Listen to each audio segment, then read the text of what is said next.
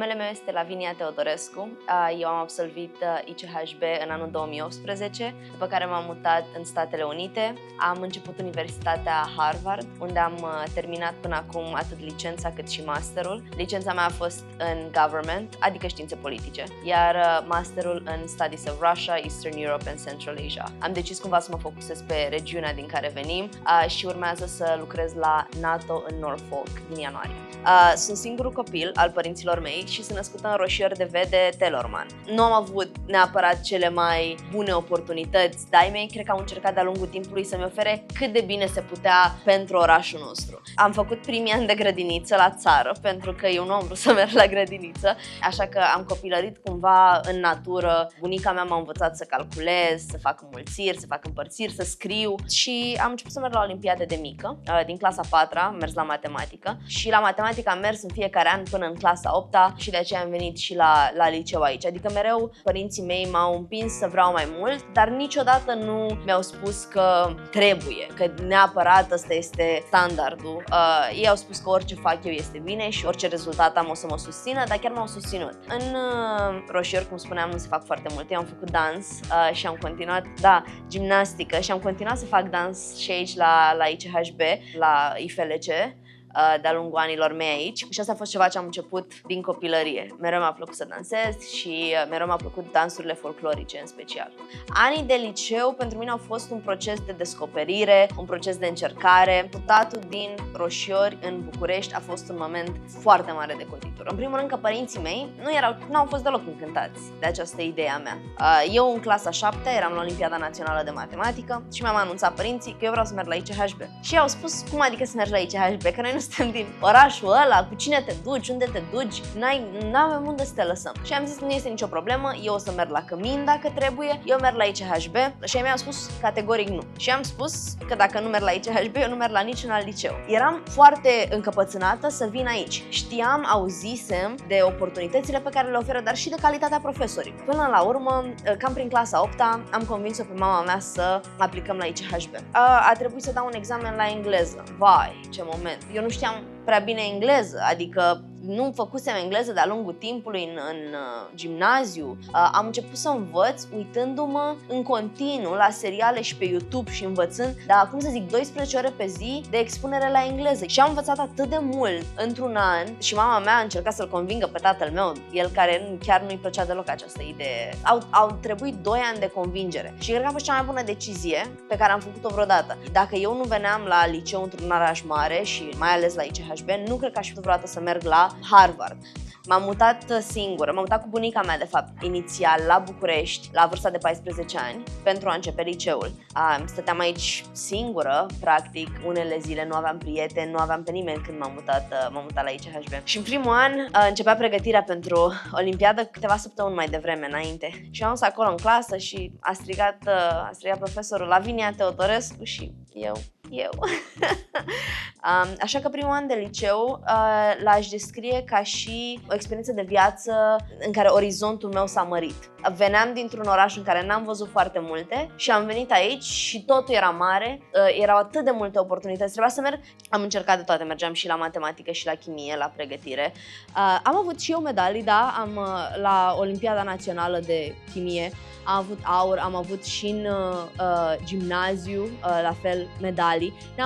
N-am ajuns pe planii, am avut olimpiade europene sau regionale, balcanice, concursuri balcanice. N-am ajuns niciodată la ICHO, la International Chemistry Olympiad, dar am participat la destul de multe și am avut premii și europene și naționale, de toate felurile. Pasiunea mea pentru chimie a început înainte să știu ce înseamnă chimia, nici măcar un pic. Clasa a doua. Am zis că eu o să mă fac chimist.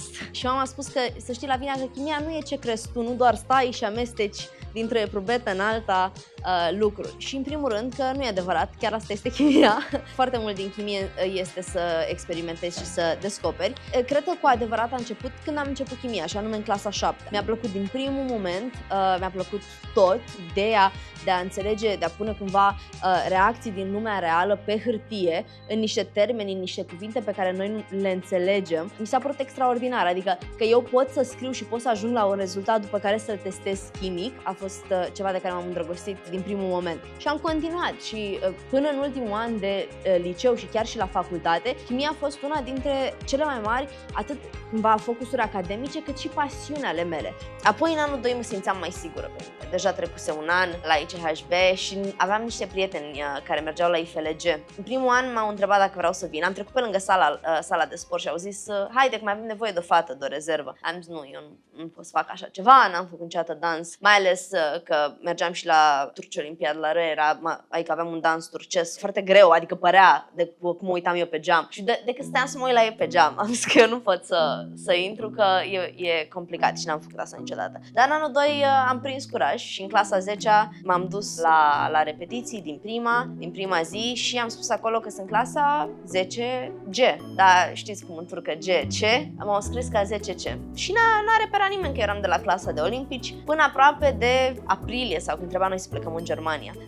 Eu deja făcând repetiții intense, 3-4 ore pe zi, în fiecare zi, că cam așa era programul. După care a aflat domnul director atunci că eu sunt la dansuri, m-a chemat în birou și am zis: da, domnul director, și mi-a spus: Lavinia, nu se poate așa ceva, să fii și la dansuri și la olimpiadă. Păi când ai tu timp să te pregătești pentru amândouă? Zice: nu, noi nu ne lăsăm olimpicii la dansuri. Și am zis: da, vă rog, că deja am repetat atâtea luni. Au venit și instructorii mei de dans și mai ales doamna Berna spunea că haideți că nu putem să luăm pe cineva acum, trebuie să vină cu noi la olimpiadă. Și el spunea: cum adică că olimpiada este în același timp cu cealaltă olimpiadă de chimie, nu se poate și la una și la alta. Și am zis: nu se poate, eu să merg de la una la cealaltă și să se poată. Și îmi spune: bine, dar să ții secret, că nu vreau să mai meargă alți elevi de la olimpiadă să se ducă la dansuri, că am spus: nu se poate, este mult prea greu programul. Am continuat după anul 2 să fac IFLG în fiecare an. În fiecare an am mers și am dansat atât în România, la festivalul turcesc din România, cât și pe plan internațional. Am fost pentru prima dată în America, în Washington DC și în New York cu IFLG. Am fost peste tot în Europa, am fost în Moldova. Cumva am avut oportunitatea de a cunoaște atât culturi noi, chiar în țările lor, dar și oamenii care veneau acolo. Alegerea Universității Harvard nu a fost una intuitivă. Am aplicat la 20 de universități în America, de fapt 22 de universități în America. Știam foarte clar că vreau să merg undeva unde este un sistem liberal arts de educație, adică unde poți să te decizi în anul 2 sau chiar în anul 3 ce urmează să faci. Era un pic, nu neapărat indecisă, însă cu multe pasiuni când am terminat liceul. Așa că știam că vreau în America și nu am aplicat early la Harvard, am aplicat la Yale, chiar concurența noastră cea mai mare, și la încă, cum am spus, încă 21 de facultăți. Am intrat prima dată la Rice University în Texas, unde am fost sigură că merg până în ultimul moment. Eram pe grupurile de Facebook, am zis: eu acolo merg. Am mai intrat la încă câteva universități, iar Harvard a fost ultima care mi-a dat răspunsul, ei având procesul de admitere un pic mai târziu decât ceilalți. Am aflat, cred că era final de martie când am aflat rezultatul de la Harvard și inițial am spus că n-am de ce să merg la Harvard, pentru că deja am intrat la Rice, unde e cald și bine, și în Boston e frig. Credeam că vreau să fac chimie, iar Rice este foarte bun pe chimie. Însă cândva am fost sfătuită și de părinți și de prieteni și de profesorii de aici să aleg Universitatea Harvard pentru oportunitățile pe care le oferă. Sunt de părere că multe universități din America sunt extrem de bune și cu foarte multe oportunități academice, însă Harvard are oportunități în afara sferei academice. Adică poți să fii parte din diverse cluburi care sunt sponsorizate foarte bine, de la teatru, la dans, la artă. Ai foarte multe oportunități de a studia în străinătate și cumva pentru aceste oportunități și desigur pentru numele facultății și ușile pe care le deschide mai departe în sfera profesională, am ales până la urmă să merg la Harvard, dar a fost o decizie în ultima zi. Inițial am început universitatea ca și major în chimie. Asta făceam și în liceu, am fost olimpică la chimie și am zis că eu vreau să fac mai departe chimie. Însă ajungând acolo, afli de posibilitatea unor majoruri de care n-ai auzit niciodată, cel puțin ăsta a fost cazul meu. Majoruri de genul folclor și mitologie, studii artistice, tot felul de chestii interesante. Așa că în primul an am decis să iau cursuri din mai multe domenii. Am luat așa un curs în Comparative Politics în primul meu semestru, după care încă câteva cursuri în relații internaționale. La finalul semestrului 1 1 din anul 2, când trebuie să ne decidem majorul, eram foarte indecisă. Inițial am declarat chimie, după care mi-am dat seama că pentru mine joburile pe care le-aș putea avea în viitor nu se potriveau cu stilul meu. Eu voiam să fac ceva activ și cumva mai public, cu influență directă. Îmi plăcea viața și în laborator, dar simțeam că nu poate să fie asta toată viața mea. Am continuat, am luat un curs în arme chimice și nucleare și regulile în jurul lor și asta a fost cursul cumva care m-a schimbat dintr-o parte în alta. Adică a fost un curs, în prima parte din curs am făcut fizică, iar în a doua parte policy, le-a combinat pe amândouă. Și mi-am dat seama că sunt interesată să știu și ce se întâmplă în spate, ce se întâmplă în laboratoare, ce se întâmplă în Ministerul Educației și al Științelor și cum funcționează lumea din spate, dar vreau să am un impact mai direct prin policy, prin relațiile dintre țări, așa că am schimbat pe politică abia în anul 3, după ce am avut 2 ani gap year. Am locuit în România, am lucrat la o firmă de avocatură și mi-am dat seama că ăsta este drumul pe care aș vrea să merg, aș vrea să fac policy. Mi-am citit de curând feedback-ul la aplicația mea de la Harvard, pentru că avem acces, putem să cerem, să vedem ce au scris admission officers despre noi. Sau primul lucru pe care l-au scris. O tânără dintr-un oraș mic al României cu o deschidere culturală mare, care a înțeles cum funcționează culturile din alte părți ale lumii. Și cred că n-ar fi fost posibil nici măcar 1% din această deschidere de dinainte de facultate fără IFLG. Una din întrebările mele la interviul de la Harvard a fost ce aș face cu $1.000.000. Și am stat să mă gândesc la lucrurile care înseamnă cel mai mult pentru mine. Și mi-am dat seama că cel mai mare impact asupra carierei mele de liceu pentru mine a avut-o IFLG. Așa că am spus, cu siguranță aș dona $1.000.000 toți, nu i-aș împărți spre IFLG. De ce? Pentru că sunt locuri foarte limitate. Sunt oameni care participă la acest festival, la International Festival of Language and Culture, care vin din țări unde fondurile sunt destul de limitate. Însă participarea oamenilor din diverse țări, oameni care vin de oriunde din Africa, din Asia, din Americi și din Europa, participarea tuturor acestor oameni la IFLG este punctul critic pe care acest festival îl are asupra lor. Așa că eu, dacă aș putea să fac ceva cu $1.000.000, aș fi să aduc mai mulți oameni din mai multe țări să vină, să danseze, să-și prezinte cultura alături de noi. Pentru că cu cât aducem mai mulți oameni și cu cât acest festival este mai mare și în mai multe locuri ale lumii, cu atât beneficiază atât culturile care s-au dus în festival, cât și cele care care host this festival. Deci, în primul rând că i s-a părut șocant, pentru că mi-a spus că nimeni nu spune, că toată lumea spune că aș păstra atât pentru X, că aș da atât părinților mei, că aș face, nu știu. Dar eu am fost atât de sigură că dacă ar fi ceva cu un impact extraordinar asupra lumii, ar fi să aducem mai mulți oameni din mai multe țări la International Festival of Language and Culture. Și asta a fost, cred că, partea cea mai șocantă, că aș da toți banii în același loc.